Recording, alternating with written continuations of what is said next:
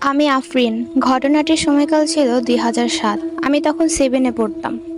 বলা বাহুল্য, আমরা ও আমার মামার পরিবার একসাথে থাকতাম। মামার পরিবারে আছে মামা মামি এবং ওনাদের 5 বছর বয়সীর একটা ছেলে। আর আমাদের পরিবারে মা বাবা, আমরা 2 বোন আর এক ভাই ছিলাম। আমরা যে বাসায় ছিলাম সেটা সিলেট ওসমানী মেডিকেলের কাছাকাছি কলাপাড়া নামক এলাকায় অবস্থিত। ওই বাসায় আমরা ওঠার আগে নাকি 1 বছর বন্ধ ছিল, সেটা আমরা জেনেছি পাশের বাসার মানুষদের কাছে। কেন 1 বছর বন্ধ ছিল সেটা অজানা সবার কাছে। তো যাই হোক, দোতলা বাসার নিচতলা বেচলার আর আমরা উঠি উপরের তলায়। বাসা অনুযায়ী ভাড়া কম ছিল বলে আর হাতছাড়া করেনি আমার মামা। আসার 2 মাস পর্যন্ত ভালোই কেটেছিল। তারপর ধীরে ধীরে কিছু সমস্যা শুরু হতে থাকে। যেমন পাতিলে থাকা দুধ শেষ হয়ে যেত, ছোট মাছ রান্না হলে খুব সুন্দর করে কেউ নিয়ে সাইড করে রাখতো, মনে হতো কেউ খুব যত্ন করে খেয়েছে। আর এসব দোষ আমরা যারা ছোট ছিলাম তাদের উপরে গিয়ে পড়তো। অবশ্য পরে ভুল ভেঙেছিল। বাসায় কোনো মেহমান আসলে ওনারা আমাদের বাসায় অপরিচিত কাউকে দেখতে পেতেন আর পরদিন কিছু না বলেই চলে যেতেন। এইসব অবশ্য আমরা বাসা ছাড়ার পর ওনারা বলেছিলেন আমাদের। ওই বাসায় আমাদের একটা স্টোর রুম ছিল, সেখানে ঘরের অপ্রয়োজনীয় জিনিসপত্র রাখা হতো। সেটা রান্নাঘরের পাশেই ছিল।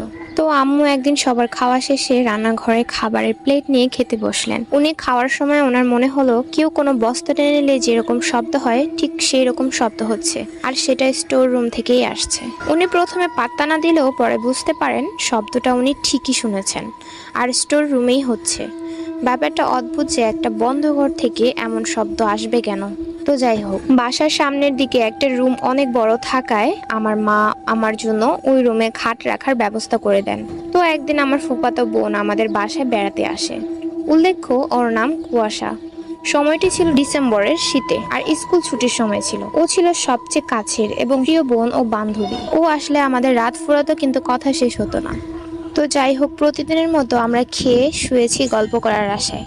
কিন্তু সেদিন কেন জানি আমার বারবার হাই উঠছিল, মানে ঘুম পাচ্ছিল। চাইলেও পারছিলাম না চোখ খুলে রাখতে। একসময় আমি নাকি ঘুমিয়ে গিয়েছিলাম। আর মাঝরাতে যখনই আমার ঘুম ভাঙে তখন আমি মনে মনে ভাবছিলাম আমি ঘুমিয়ে গিয়েছি এত তাড়াতাড়ি।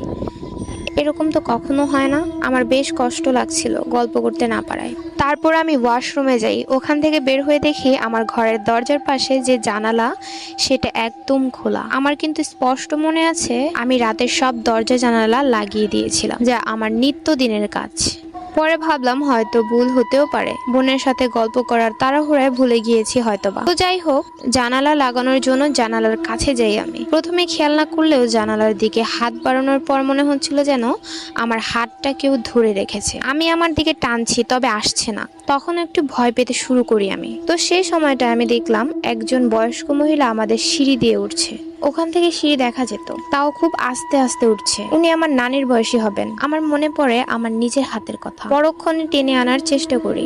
বয়স্ক মহিলার দিকেও তাকাচ্ছিলাম আমি। গলা দিয়ে কোনো শব্দ বের হচ্ছে না মনে হচ্ছে। আমি চিৎকার দিচ্ছি কিন্তু কেউ শুনছে না। যা দোয়াসোরা মনে পড়ছে সব গুলিয়ে যাচ্ছে। একসময় দেখলাম যিনি কিনা আস্তে আস্তে উপরে উঠছিলেন লাঠি ভর দিয়ে, সেই মহিলা হঠাৎ দাঁড়িয়ে সোজা হয়ে গেল এবং আমার দিকে তাকাচ্ছিল মাথা ঘুরিয়ে ঘুরিয়ে। আমার ভয়ে আত্মার পানি শেষ হওয়ার অবস্থা তখন। বয়স্ক মহিলার চোখগুলো তখন জানি কেমন কালো হয়েছিল। পুরোটা চোখের মনি তথা চোখের সাদা অংশ দেখাই যাচ্ছিল না। ওনার জিহ্বাটা বারবার বের করছেন কেমন করে যেন। আমি দোয়া দুরুদ পড়তে পড়তে হঠাৎ হাতটা টান দিয়ে ভিতরে নিয়ে ফেলি, আর ওখান থেকে 2-3টা লাফ দিয়ে বিছানায় এসে লেপের নিচে ঢুকি। আমার পাশে কুয়াশা ঘুমাচ্ছিল। আমি ওকে জাগানোর চেষ্টা করছি, তবে ও উঠছিল না কোনোভাবেই।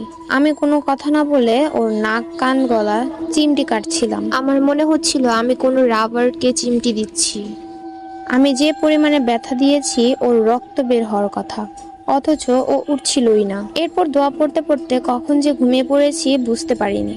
সকালে যখন ঘুম ভাঙলো তখন আমি বিছানায় একা। কুয়াশাকে রান্নার ঘরে দেখতে পেলাম। আমার মনে পড়ে যায় রাতের ঘটনাটা। আমি প্রথমে জানালার পাশে যেয়ে দেখলাম জানালা খোলা। আম্মুকে জিজ্ঞাসা করলাম জানালা কি খোলা ছিল নাকি। আম্মু বললেন জানালা খোলা থাকবে কেন, আমি সকালে খুললাম। এর মধ্যে কুয়াশা এসে বলল, আচ্ছা তুমি এটা কোনো কাজ করলা? রাতে তুমি এত দ্রুত ঘুমিয়ে গেলে। আমি কিছু সময় থেকে পরে ভয় লাগছিল দেখে আমি মামির রুমে চলে গিয়েছিলাম। তোমাকে অনেক ডেকেছি, তুমি উঠলে না। এরপর আমার ভয়টা যেন আরো বেড়ে গেল।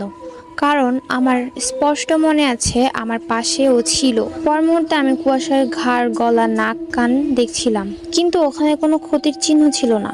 কুয়াশা অনেক ফর্সা ছিল বলে অল্পতে স্কিনে কিছু হলে লাল হয়ে যেত, কিন্তু আমি তো অবাক। সেখানে আমি এত ঘামছি দিলাম, অথচ এখন কিছুই নেই। আমি অনেক চিন্তায় পড়ে গেলাম, তাহলে রাতে আমার পাশে কে ছিল? পরে নাস্তা করার পর আমার আম্মুকে এবং মামিকে সব শেয়ার করি। ওনারা আমি ভয় পাবো বলে বললেন এসব তুমি স্বপ্নে দেখেছো। তবে আমি তো বুঝতেছিলাম যে এগুলো সত্যি ছিল, কোনো স্বপ্ন না। আম্মু বিকেলেই কুয়াশাকে ওর বাসায় পাঠিয়ে দেন। আম্মু আমার ফুপ্পিকে বলেছিলেন বাসায় পাল্টানোর আগে তোমরা কেউ এসো না। তারপর আরো অনেক কিছু ঘটে গিয়েছিল আমাদের সাথে, কিন্তু আমার সাথে ঘটা সেদিন ঘটনার পর আম্মু মামাকে আর আব্বুকে বলেছিলেন দূরে কোথাও বাসা দেখতে। এরপর আবার বাড়িতে হুজুর আনা হয় এসবের জন্য। তো উনি ঘর দেখে আমার রুমে এসে উপরের দিকে তাকিয়ে শুধু বললেন এক গ্লাস পানি নিয়ে আসুন। আনার পর উনি কিছু একটা বলে ফু দিলেন এবং মাকে বললেন এই পানিটুকু ছিটিয়ে দেওয়ার জন্য। আর এর ঠিক পরের মাসে আমরা বাসা পরিবর্তন করে ফেলি।